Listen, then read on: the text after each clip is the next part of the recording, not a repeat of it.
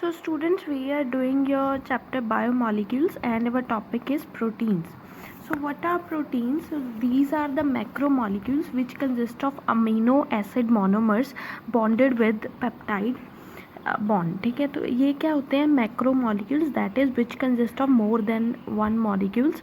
और इसके अंदर क्या होते हैं, amino acids are present as a monomers bonded with the peptide bond. और उनमें कौन सा बॉन्ड होता है, peptide bond. First is zwitterion structure. So amino acid का बोथ एसिडिक और बेसिक फंक्शनल ग्रुप होते हैं.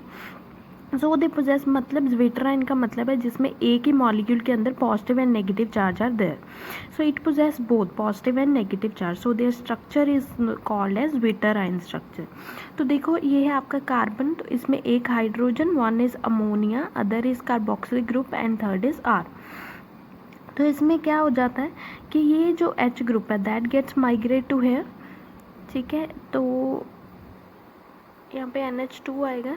ठीक है, अब क्या होगा जब ये हाइड्रोजन यहाँ से यहाँ पे चल गया तो टोटल कितने हाइड्रोजन हो गए, 3. और इस पे कौन सा चार्ज आ जाएगा, पॉजिटिव चार्ज. और इस कार्बोक्सिलेट आयन पे क्या आएगा, negative ion.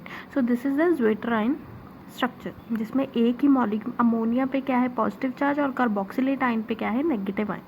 Next is isoelectronic point. Amino acids have a vitrine structure. In acidic medium, these amino acids move towards cathode, and in basic medium, these move towards anode. But at intermediate pH, जब pH in between हो, amino acids do not move in external electric field. This intermediate pH is called isoelectric point. तो isoelectric point क्या है, acidic medium में amino acid किस तरफ move करते हैं, towards the cathode, और basic medium में वो किस तरफ move करते हैं, towards anode. But जब इंटरमीडिएट पीएच हो, ना एसिडिक ना बेसिक, तब ये क्या करते हैं, these do not move in external electric field. इस इंटरमीडिएट पीएच को क्या कहा जाता है, isoelectric point. For example see here, अगर बेसिक पीएच OH नेगेटिव है तो इसमें से वाटर बाहर निकल जाएगा and it move towards anode. अगर ये एसिडिक पीएच है then it move towards cathode. Next is classification of amino acid. So पहला है on the basis of requirement. On the basis of requirement these are of two types. First is non essential, that is dispensable, and next is essential, indispensable. So these are the amino acid which are synthesized by the body itself. ठीक है, these are not required in the form of food, example glycine और alanine. तो ये जो हैं ये amino acids अपने आप प्रिपेयर होते हैं, हमें बाहर से नहीं लेने पड़ते. But essential, these are the amino acids which are not synthesized by the body itself. These are required in the form of food, example leucine, isoleucine and lysine. ठीक है, ये हम बॉडी बाहर से लेती है. On the basis of acid base character, कितनी तरह के अमीनो एसिड्स हैं, these are of 3 types. First is acidic amino acid, तो जिसके अंदर 2 कार्बोक्सिलिक ग्रुप हों और एक अमीनो ग्रुप. ठीक है, एक NH2 ग्रुप और 2 COOH group, example aspartic acid and glutamic acid. Basic amino acid जिसमें 1 carboxylic group and 2 amino groups, example lysine. Next is neutral amino acid. These are the amino acids which contain 1 carboxylic and 1 amino group, glycine and alanine. ठीक है, next is linkage in proteins. अब proteins क्या है, proteins consist of amino acid monomers bonded with the peptide bond. उनके बीच में कौन सा bond होता है, पेप्टाइड बॉन्ड अमीनो एसिड्स का बना होता है. For example let us consider 2 amino acid glycine and alanine. ठीक है, ये है ग्लाइसिन का स्ट्रक्चर और ये किसका है, एलानिन का. इनमें से क्या निकाल दो, इनमें से ये वाटर मॉलिक्यूल चला जाएगा. In you will be getting NH2 CH2 C double bond O NH CH CH3 COOH. तो glycyl alanine will be produced. So amino acids combine to produce peptides, dipeptides, tripeptides or tetrapeptide. When amino acids are more than 10, polypeptide will be produced. तो 2 combine होके क्या बना रहे हैं, dipeptide. लेकिन अगर amino acids 10 से ज़्यादा हो तो आपके पास क्या बनेगा, polypeptide. These polypeptide will produce proteins. अब ये जो पॉलीपेप्टाइड बना है ये क्या करेगा, this will produce proteins. Smallest protein is insulin with only 51 amino acid. तो सबसे छोटा प्रोटीन जो बनता है that is will be having 51 amino acids. Next is classification of proteins. Proteins are classified on the basis of shape. So first is fibrous protein, तो जिसमें thread like structure हो, ठीक है, जिसमें फाइबर्स बने हो, that is called fibrous proteins. तो these are insoluble in water and these are sensitive. These are insoluble in water and these are sensitive to moderate change in temperature and pH. Example keratin protein जो hairs में या nails में, ठीक है, वो use होती है, that is example of fibrous protein. Next is globular protein. These proteins have spherical structure. इनका स्ट्रक्चर कैसा होता है? Spherical in nature. These are water soluble and these are sensitive even to small change in temperature और pH. थोड़ा सा भी temperature का change हो या फिर pH का, तो इनमें गड़बड़ी आ सकती है. एग्जाम्पल हेमोग्लोबिन एंड मायोग्लोबिन जो हमारे बॉडी के अंदर है. Next is structure of proteins. First is primary structure. It is a simplest structure of protein. In this structure, amino acids are present in a specific sequence bonded with the peptide bond. The change in this sequence may change both structure and function of protein. ठीक है, ये जो primary structure है ये simplest structure है और इसमें amino acids एक particular sequence में पाए जाते हैं. ठीक है, अगर उस sequence को change कर दिया जाए तो उसके protein का function as well as structure दोनों क्या हो जाएंगे? change. Next is secondary structure. This structure is produced due to formation of intramolecular hydrogen bonding. ठीक है, intramolecular hydrogen bonding in primary structure. The amino acids undergo coiling to produce alpha helical structure or undergo maximum extension to produce beta plated structure. ठीक है, जो आपके secondary structure क्या है, इसमें intramolecular hydrogen bonding होती है primary structure में.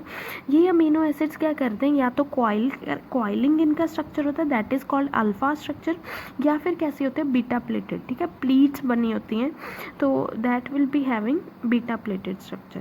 नेक्स्ट इज तो प्राइमरी स्ट्रक्चर एक पर्टिकुलर ऑर्डर है, सेकेंडरी उसमें हाइड्रोजन बॉन्डिंग होगी. अब टर्शरी स्ट्रक्चर क्या है? This structure is produced due to development of disulphide linkage और van der Waals forces in secondary structure. तो इस स्ट्रक्चर में अगर डाइसल्फाइड की लिंकेज डाइसल्फाइड से ये जॉइंट हो जाएं या फिर वैन डर वाल्स फोर्सेज आ जाएं, then this produces tertiary structure. It produces either fibrous protein या ग्लोब्यूलर प्रोटीन. अब टर्शरी स्ट्रक्चर से क्या बनता है? या तो फाइब्रस प्रोटीन बनेगी या फिर क्या बनेगा? Globular protein. क्वाटर्नरी स्ट्रक्चर क्या है? It is the most complex structure. It consist of several amino acid chain bonded with the central metal. तो एक सेंटर बीच में मेटल होता है और उसके अराउंड बहुत सारे अमीनो एसिड्स क्या होते हैं? Join. In haemoglobin there are 2 alpha chains of 146 amino acids and 2 beta chains of 141 amino acid chain. These are bonded to iron metal. ठीक है, हेमोग्लोबिन के अंदर क्या है? 2 अल्फा चेन्स होती हैं जिसमें कितने अमीनो एसिड्स हैं? 146. और 2 बीटा चेन्स हैं जिसमें कितने अमीनो एसिड होते हैं? 141. And these are bonded to iron metal. ये सारे किसके साथ होते हैं? आयरन मेटल के साथ bonded. Next is denaturation of protein. When any protein is subjected to extreme change of temperature and pH, its structure undergo distortion. तो जब कोई भी प्रोटीन को आप टेम्परेचर या pH का चेंज देते हो तो उसका स्ट्रक्चर क्या हो जाता है? ख़राब. इस प्रोसेस को क्या कहा जाता है? This process is known as denaturation of protein. The secondary and tertiary structure is destroyed while primary structure remains intact. Primary structure वैसे ही रहता है लेकिन उसका सेकेंडरी और टर्शरी स्ट्रक्चर क्या हो जाता है? Destroy. Next is what is the importance of protein. So these are the structural materials of animals, help in the transport of material across cell membrane and main constituent of enzymes. Enzymes का ये क्या है? main constituent. Next topic is nucleic acids. So these are the polynucleotide chains containing nucleotide monomers. तो ये इसके अंदर बहुत सारे न्यूक्लियोटाइड जॉइंस होते हैं. ये 2 तरह के होते हैं, डीएनए एंड आरएनए. डीएनए का formula deoxy ribo nucleic acid और आरएनए की फुल फॉर्म क्या है? Ribose nucleic acid. अब हम पढ़ते हैं chemical composition. So first is pentose sugar. तो इसमें कौन कौन से पार्ट्स हैं? पहला है पेंटोज शुगर. पेंटोज का मतलब, पेंट का मतलब है 5, ओज का मतलब राइबोज जैसे हो गया. So there is present a pentose sugar. तो it is beta deoxyribose in DNA. ठीक है, डीएनए के अंदर ये होता है बीटा डीऑक्सी राइबोज और आपका आरएनए के अंदर क्या है? Beta ribose. ठीक है, तो देख लो इसमें 5 कार्बन है ऑलरेडी.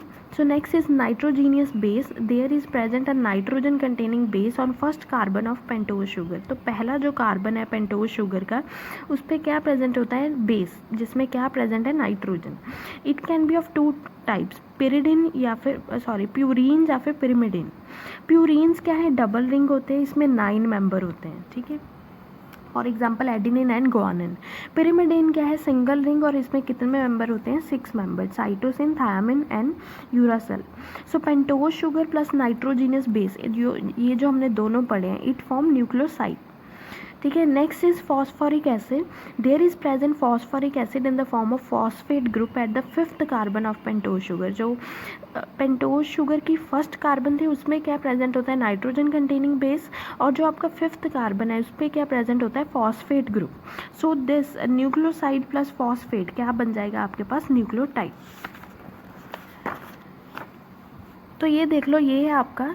सो फर्स्ट ये आपकी होगी राइबोज का स्ट्रक्चर ले लिया हमने. ठीक है, फर्स्ट कार्बन पे हमने क्या लगा दिया, एक बेस. उसके बाद 5th कार्बन पे कौन सा ग्रुप लगाया, phosphate group, PO4 2 negative. So base, उसके बाद पहले हमारा क्या आता है, बेस, देन शुगर, फिर क्या आता है, फॉस्फेट लिंकेज, फिर से शुगर, शुगर पे क्या लगा होता है, बेस, फिर phosphate linkage.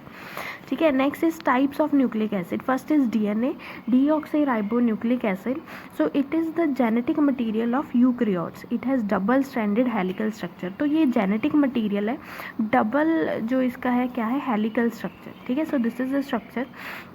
It consist of pentose sugar, अभी पढ़िए, containing nitrogenous base at first carbon and phosphate group at 5th carbon. तो 2 strands of DNA are complementary to each other. ठीक है, ये कॉम्प्लीमेंट्री होते हैं, जैसे A के साथ T, C के साथ G, वैसे A के साथ T, C के साथ G. सो T के साथ A, C के साथ G. तो ये क्या है, ये आपके प्रोटीन्स के नेम हैं, जैसे आपने थायामिन पढ़ा है, गुआनिन, एलानिन, ये वो हैं. ठीक है, next is RNA. RNA, it is a genetic material of prokaryotes and eukaryotes. It consists of beta ribose sugar containing nitrogenous base at first carbon and phosphate group at 5th carbon. There is present uracil base instead of thymine. जैसे आपके base DNA में thymine था, इसके अंदर क्या होता है, uracil. It has 3 parts. तो इसके 3 पार्ट्स हैं, मैसेंजर RNA, ट्रांसफ़र RNA और राइबोसोमल RNA. तो मैसेंजर RNA क्या है, it is that part of RNA which contain information about protein synthesis. ठीक है, इसके अंदर इंफॉर्मेशन होती है कि प्रोटीन कैसे बन रही. Transfer RNA, it is that part which carry information from messenger to ribosomal RNA. Ribosomal RNA क्या है, विच प्रोटीन सिंथेसिस अकर्स. ठीक है, इस मैसेंजर के अंदर इंफॉर्मेशन है, ट्रांसफ़र उसको लेके जा रहा है, और राइबोसोमल के क्या हो रहा है, प्रोटीन बन रही है. So next is difference between DNA and RNA. It is the genetic material of eukaryotes. It is the genetic material of eukaryotes and prokaryotes.